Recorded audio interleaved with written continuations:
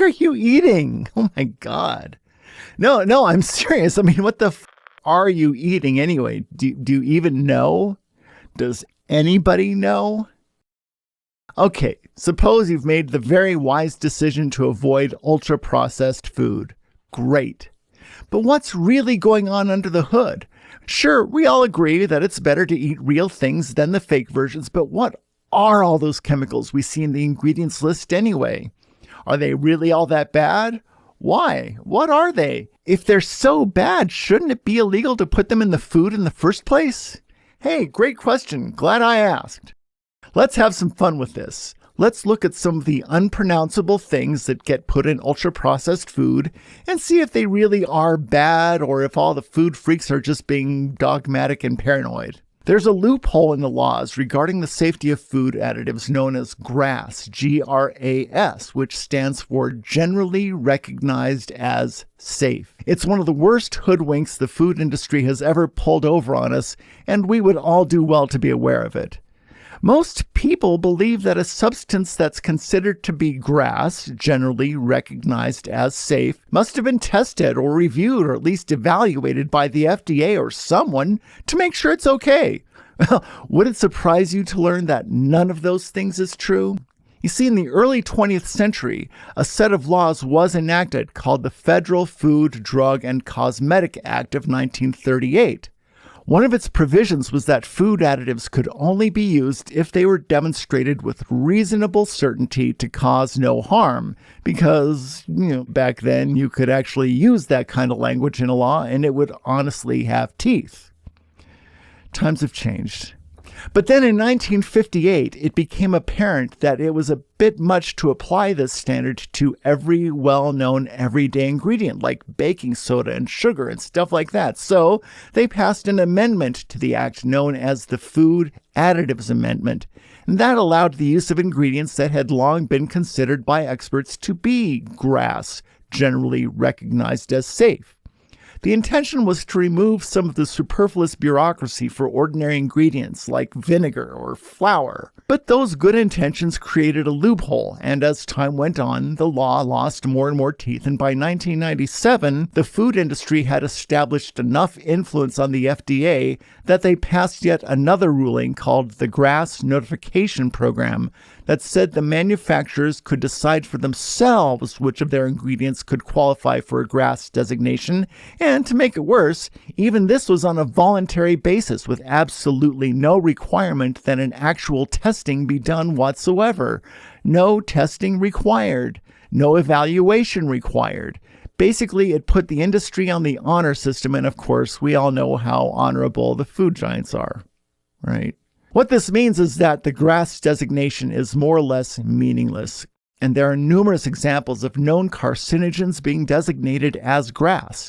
It's estimated that there are more than 1,000 ingredients currently in our food supply that have never been tested or evaluated or subjected to any kind of third-party scrutiny, but still have a GRAS rating.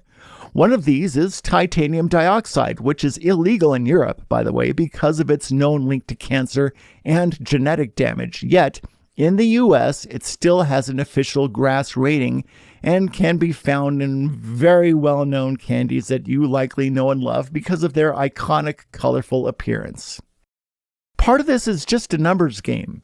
In 1958, there were about 800 chemical additives in common use.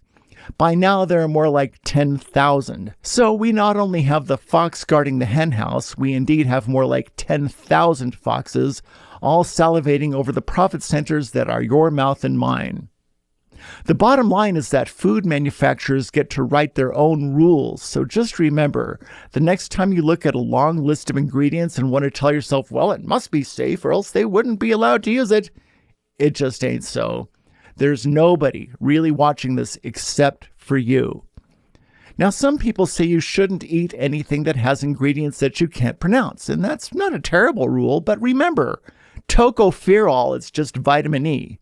Dihydrogen monoxide is water. Ascorbic acid is vinegar. Sodium bicarbonate is baking soda. Citric acid is vitamin C. I mean, great. How do we know? How do we arm ourselves with useful knowledge when we go to the grocery store? Well, my first advice is to use the Nova scale we talked about last week, but it might also be helpful to know a few of the more common and worst offender ingredients so that we can be armed with some actual knowledge to bolster our wisdom. We can't know everything, but if we know a few of the real baddies and we see them on a label, then we know that that food was made by someone who may not have your optimal health in mind. Besides, it's just kind of fun food nerd stuff, so let's take a look. And then you'll have some ingredient intelligence. Ingredients. And remember, not all of these are necessarily bad, but still, the way I see it, just because nobody has found anything bad about a chemical doesn't mean it's harmless. It just means that nobody has yet discovered why it's bad. Think about plastic bottles and BPA.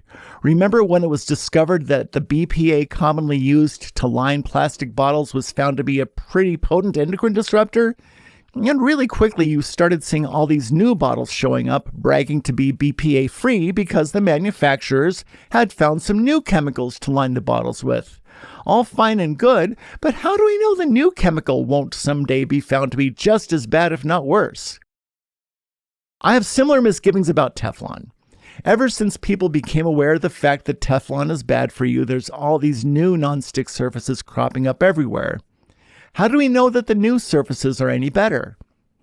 As for me, I'll stay with simple things like cast iron, glass, stainless and carbon steel. They work great, and I can use whatever heat and whatever utensils I want. But I digress. Let's get on with the list of things with funny names. And please remember, some of this is based on my opinions. I'll try to present mostly facts, but I'm counting on you to know the difference. Let's start with the one everybody has heard of but nobody agrees about. Good old monosodium glutamate, or MSG. A lot of people say it's harmless. What we do know for sure is that it can cause health problems with mice, but of course, as you may already know, we are not mice. Now, some people do seem to have a sensitivity to this stuff legitimately, and I may be one of those people, but it's not conclusive. It has also been linked to obesity and metabolic syndrome, but again, a causal relationship has not been established. It does add a lot of umami to food and can make pretty much anything taste better, but in my opinion, a skilled chef or cook can make food taste amazing without it. Bottom line for me is that I'd rather avoid it. I prefer food made by people who have the skills to make something delicious without it. And even though there isn't hard proof that it's dangerous, there are some indications that it might be. Now, as for me, I won't refuse to eat something with it, but my preference would be to not. Next is another common but broad group of things simply called artificial colors. It should be mentioned that there are many different substances that fit this bill, so it's likely that they affect your health differently. Over the years, some food colorings have even been banned. I'm old enough to remember when red dye number 2 was banned after it was found to be a legit carcinogen. It's probable that some food colorings are worse than others, with blue number 1, red number 40, yellow number 5, and yellow number 6 appearing on multiple lists of the real baddies. I don't know who can memorize all the different dyes, so for me, I just try to avoid the whole lot of them. I mean, why can't food just look like food? Ham is a funny one. It's actually grayish like most meat, but when they tried putting gray ham on the shelf, nobody wanted it. People are weird. Artificial sweeteners have a similar story. Seems like the human race has been in pursuit of a healthy sweetener since time immemorial, and so many times that we thought we found one, fate just kind of comes along and puts us in our place.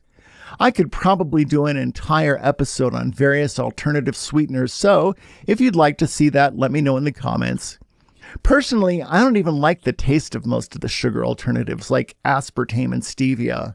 I kind of like xylitol okay, but it's deadly poison to dogs, so if you're a dog owner, don't keep it around. Agave seems to have pretty good numbers glycemic-wise and doesn't taste so bad, so that's at least promising. As for so-called raw sugar, honey, syrup, organic cane sugar, or high fructose corn syrup, as far as your body is concerned, they are all just sugar, and your body reacts to them in pretty much the same way. As for me, I feel safer just eating the old-fashioned stuff in moderation and trying to be active. A few brands are raised on regenerative farms, and that is definitely a plus. And as I've said before, honey is loaded with all kinds of micronutrients, so eaten in moderation and with some common sense, it can be really great. Okay, this next one is going to get me in trouble no matter what I say, but let's talk about GMOs. Again, this one should get its own video, but for now, I will say these two obvious things that for some reason nobody is saying. For one, not all GMOs are the same.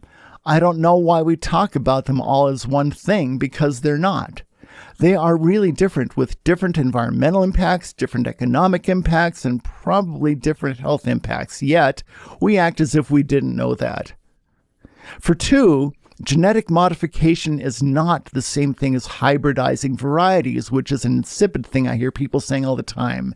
Genetic modification is done with a device called a CRISPR that takes the genes from one organism and splices them into another. That is not at all the same as breeding different strains of corn and selecting for the best traits. How do I know? Because some GMO tomatoes have fish genes in them. I'm going to go out on a limb here and say that I will wager everything I own that nobody watching this can convince a fish to successfully mate with a tomato and produce offspring. Do I really have to explain this? There's nothing you can do to a tomato that will make a fish want to make babies with it. Fish and tomatoes do not want to make babies, and they couldn't if they tried. Hybridizing living things to select for desirable traits is completely different from cutting and splicing DNA in a lab. It's astonishing to me that people find that notion defensible. That much being said, do I think they're good or bad? Well, that's a ridiculous question. We'll talk about it more in depth later. Promise. All right, so let's get to some specific chemicals. Some you've likely heard of and some not so much, but having some familiarity with these is a good place to start. Sodium benzoate. You may have seen this in soft drinks and sugary beverages, but it can combine with vitamin C or vinegar to create benzene, which is the chemical you smell when you're filling up your gas tank and is definitely not something you want to drink since it can cause cancer, just for starters.